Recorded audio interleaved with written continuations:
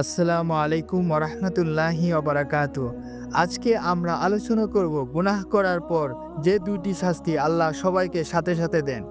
আপনি কি জানেন, আমরা যখনই কোনো গুনাহ করি তখন অনেক সময় মনে হয় কিছুই তো হলো না, কিন্তু বাস্তবতা হলো শাস্তি তখনই শুরু হয়ে যায়, কিন্তু আমরা বুঝতে পারি না। অন্তরের অন্ধকার নেমে আসে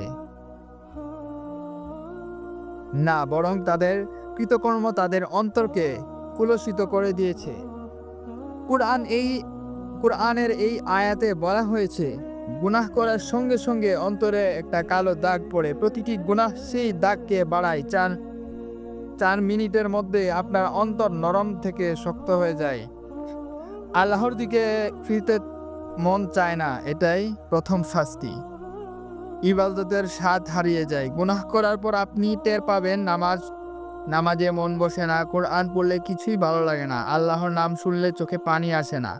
এই নিষ্প্রাণ অবস্থা একটা বড় শাস্তি। রিজিক থেকে বরকত চলে যায়।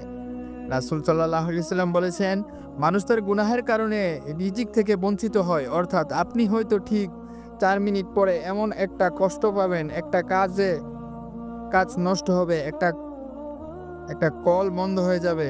আপনি বুঝতেই পারবেন না এটা গুনাহের ফল। দোয়া কবুল হয় না, বিপদ আসতে শুরু করে। নবী সাল্লাল্লাহু আলাইহি ওয়াসাল্লাম বলেছেন, গুনাহগারের অন্তর কালো হয়ে যায়, তার দোয়া বন্ধ হয়ে যায়। দেখি কেমন